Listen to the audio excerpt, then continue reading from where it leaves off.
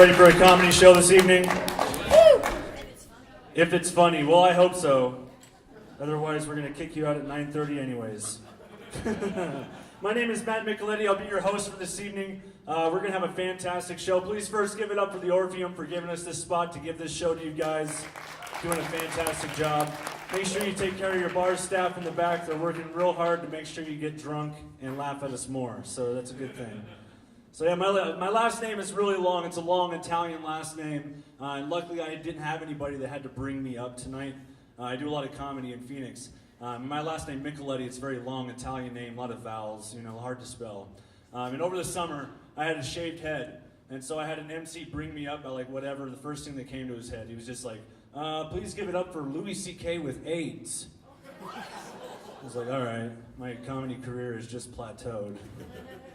Catch me crying into a stack of pancakes at IHOP tomorrow morning. Jesus. So gay marriage is legal now here in Arizona. Give it up for that. Yeah, you guys happy for that? I live in downtown Phoenix, so I have a lot of friends that are getting ready for their rainbow marriages, And you have to give it up for all the homosexual gun owners out there. Yeah. They exist, guys. Quit denying it, okay? No, but for real, at least their shotgun weddings now be open carry. Yeah. Welcome to Arizona, man. So it's wintertime. It's been wintertime up here probably for about a month or two, but in Phoenix it's still 80 degrees. It sucks, man. It sucks. But it's Ugg weather now, for at least in Phoenix, people have been wearing Uggs since June. Please just stop. At least you guys have a reason here, okay? Uggs are acceptable here. In Phoenix, not acceptable, all right? It's the female equivalent of a dude in Crocs, okay? It really is. And even worse, they're the worst looking boots ever, especially in the heat, It looks like you've jammed your foot into a cat's butt for the evening, And my fiance and I, we're doing homemade Christmas gifts this year, and a good thing we live in an area with lots of feral cats, One may be like a calico, the other will be tabby, who knows, part of me, I wish that those things were made out of Steve Buscemi's face, so nobody would ever wear them ever again. Except, there'd be one crappy hipster out there that would just do it just to piss everybody off, Freaking Uggs, man. So we're coming up on the 5-year anniversary of my weed arrest, yeah. It's a low point in my life, I will say. Yeah, I got caught with weed going across the border in Yuma, yeah. If anything, that's one of 2 cities in Arizona where weed should be regulated and authorized at all times. It's Quartzsite and in Yuma. That's about it. You should be stoned at all times to live in those 2 cities. Okay? And as they're pulling me into the detention center at the border in Yuma, which looks strangely like my 5th grade classroom, one of those portable trailers that they have at schools now. I was expecting to walk in there and have the letter chart on the wall. It's A is for amphetamines. And so this 400-pound border guard that's writing my ticket is packing his lip full chewing tobacco. He's like, young man, you should stick to the natural stuff. And looking back 5 years later, I cowardly didn't recommend a low-carb diet or possibly a treadmill, I love fat cops and fat security guards, especially during the holiday season when you're doing your shopping, If you walk into a mall and you see a fat security guard, your only goal is to rob that place blind immediately. You're going to win that guy out by the time you get to housewares, okay? It's a win-win situation. Case in point, I was at a show a couple of months ago, and I'm outside smoking a cigarette, and in the parking lot is a security guard on a Segway, which has to be one of the most uncool things of all time. On the cool cop scale, it's bike cop, cop on Segway, and then the cop that's lost his horse, okay? That's pretty much the way it goes. And this guy was so disgustingly large, he would get to the speed bumps and just hit them and roll back. And you gotta give it to this guy, because he kept doing it. Every speed bump, he backed up and gave it a little bit more speed, And he was so big, he had to get off the Segway and pull it up over the speed bump and then get back on and motor away. That's the saddest thing a security guard will ever have to do in their lives, really. It's the worst thing ever. Oh gosh. So like I was saying, I got arrested. That was actually my first night ever moving to Arizona. I was driving through Yuma when that happened. And I decided to treat myself to a dinner to make myself feel better. So I went to a Chinese buffet in Apache Junction. Yeah. There are 2 things wrong with that statement. if you guys Chinese buffet in Apache Junction, you're a winner, okay? I walked in the buffet, and it's my first time ever being in a state where it's open carry, coming from California, where that's not allowed, you know? And I see a guy that looks like Yosemite Sam and like Gandalf's love child, like with the ammo belt and revolvers and everything, and he's getting really pissed off. He's like, "What in tarnation you mean I don't have any more pot stickers?" It's like, whoa, dude. Mei Ling is gonna cook some more in the back. Just take a chill pill, man. A diabetes vein is popping out of your forehead, dude. I don't know if I can take it anymore. Gun laws are weird here, man. I like a lot of people, my friends, they collect guns, you know. I play a lot of video games to get rid of my aggression. I was a video game kid growing up. Anybody else here play video games when they grew up? Yeah, like the 4 people that came out of their like den of like in solitude to share the evening with us. They're like, is it dark outside yet? I can't leave the house. Is Supernatural on? No? Okay, I'm leaving. But no, I played a lot of Street Fighter as a kid, the arcade version. But I was always horrible at it, you know. I was like the kid that like just jammed buttons in the hopes that I would win at any moment. And my brother would always just do the worst things ever. And if you played a fighting game, you know what I'm talking about. It's where they push you all the way to the end of the map in the level, and then they just punch you in the face over and over again until you chuck the controller at them, and then your mom cries, and then you miss Christmas, and then it's just sad for everybody involved, you know? So when I got my first fight in high school, I took that newly applied skill set, you know? So I pushed the bully against the locker, and I just poked him in the nipples over and over again for like 3 minutes. Like, he called me gay and never fought me ever again, but I'll call that one a win. I'll chalk that one up as a win. So I work in a really crappy IT job. I repair computers all day long. It's an awful profession to get into. It really is. Well, my brethren right here, I could tell. Black t-shirt and glasses. That's the standard off-duty uniform.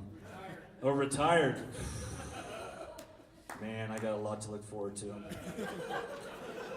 But I work on IT stuff all day long, and you know what the number one complaint from people is, believe it or not, is being on hold too long. As if I have anything to do with that whatsoever. It's like, yeah, let me call up Steve in Sri Lanka. We'll get right on that for you, you know? And the weirdest thing is these people that complain about being on hold too long have no problem waiting for Jesus to come back. Yeah. It's really awkward and weird, man. Like, it's really weird to me because I grew up in a really Catholic area in California, and everybody had that like mochaccino Jesus painting on the wall. Like, if you're Catholic or Hispanic or white or pretty much anybody who's seen this painting while you've been alive, you know what I'm talking about. He's got that like Brad Pitt chiseled chin and the GQ goatee. Looks like he's been getting his GTL on in the afternoon, you know. And it's always like looking slightly off to the right, and he's kind of like winking at you, you know. And it's always from like the collarbone up, never from like the shot down. You know, if it was, he'd be in like UFC shorts holding like a surfboard with like a shark bite taken out of it or something like that. I think we need to badass Jesus. That's what we need to do, all right? Like, I'm tired of like Americanizing Jesus, like turning him into super white, like Malibu Ken Jesus. I think that's lame, man. Like, I think if we're gonna Americanize Jesus, we have to go all the way. He's got to have like a 5-foot mullet, you know, listening to Rush and Dio just nonstop, smoking Marlboro Reds and turning water into Busch Light, you know. Just doing burnouts in his T-top Fiero in a Planned Parenthood parking lot, you know. That's the thing about those Jerusalem girls. I get older, they stay the same age. Religion is weird, man. There was a senator in Texas not too long ago that said the biblical flood of Noah was the first scientific proof of global warming. Yeah, I'll let that rattle around for a while you try not to have a brain seizure. Now, if that's the case, then the entire book of Exodus is nothing but the first example of comprehensive immigration reform. That's a thinker. You have to go home and think about that one while you watch the Christian Bale version this weekend with your family. Again, they cast a white dude as a guy from like the Arabian Peninsula. That blows my mind. Like Charlton Heston in the first one. Super white. Like the guy could have been wearing New Balance shoes and wouldn't have made him like any more like... Pass me the mayo. Like, so I go to Vegas a lot. I love going to Vegas. You guys like going to Vegas? Yeah, sometimes you're like, screw it, let's just go to Twin Arrows. Nothing says getting rid of white guilt more than plunking away $200 in a Sex and the City slot machine. Yeah. Just keep spending. Just keep spending. It's the tax dollars at work, ladies and gentlemen. But I love going to Vegas. My favorite thing about Vegas is those guys that snap the stripper cards on the strip. Like if you've been, you know what I'm talking about. Those guys are the hardest working men and women in all of show business, all encompassing. And my favorite thing is when we go to Vegas, I like to collect them like baseball cards. Like me and my fiance will come home with like a deck for like 2014, and we will play the most awesome version of like naked, like Magic the Gathering when we get home. You know.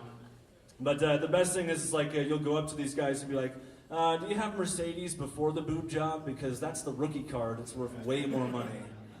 You know. But I took my friend who had never been to Vegas before. He turned 29. I was like, dude, you got to go to Vegas. Let's make this happen. So we go to Vegas, and the first night he's there, he does the total Vegas rookie thing where he gets absolutely hammered by like 4 in the afternoon, right? On those like 6-foot-tall margaritas that they sell, like on the necklace to help you carry it, like the harness. That is amazing. And so he's like drunk by like 4:30 in the afternoon, and we're like, dude, this sucks. We're like babysitting him the rest of the night. So we all go back to the hotel and crash. We wake up for night 2, and we're like, dude, you can't get that hammered. You gotta like pace yourself. He's like, don't worry, I won't do it again. So he decides to take 3 hits of acid before we leave the hotel room. That was his alternative, and not tell anyone that we were with. So we're out like at midnight, and Ben is just like staring at the lights of the Plaza Hotel. And we're like a half a block away. We're like, where is Ben right now? And he's just there staring at the glowing lights on the strip. And so we decided to go to a strip club, which I don't really ever do, because going to a strip club is like locking your keys in the car. Like you can see the keys, they're right there. Like you can't do anything about it. And you're gonna have to pay some fat dude to get in the door before anything gets going on. Never fails. Never fails. And so we get in the strip club, and it's not like your normal strip club with the runway right down the middle, you know, like bring up Mercedes, you know, it's not like that, no. It's a weird like stage in the round with like little weird booths all around. It's a peep show. You put $1 in, screen goes up, screen goes down. Very simple business practice. After about $20, me and my other friend Scott are like, let's go. We go outside to have a cigarette. Here comes Ben tripping balls about 30 minutes later. Just like staring up at the moon as he's walking out. And we're like, what happened, man?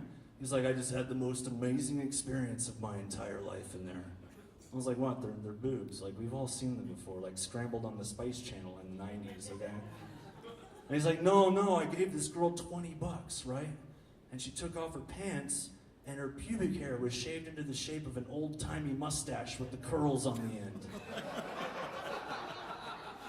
It's like, were you getting a lap dance from Snidely Whiplash or something? Like, she have a barrel of dynamite and a girl strapped to the railroad tracks in there too? And I had to burst his bubble. I was like, dude, you're on acid. First off, vagina with a mustache is not a vagina, okay? It's not. It's just a hipster with a cleft lip. All right, you guys ready to get the show started tonight? All right. Please keep your applause going for a very funny man, a local here in town. Give it up for Mr. Vince Pasalacqua.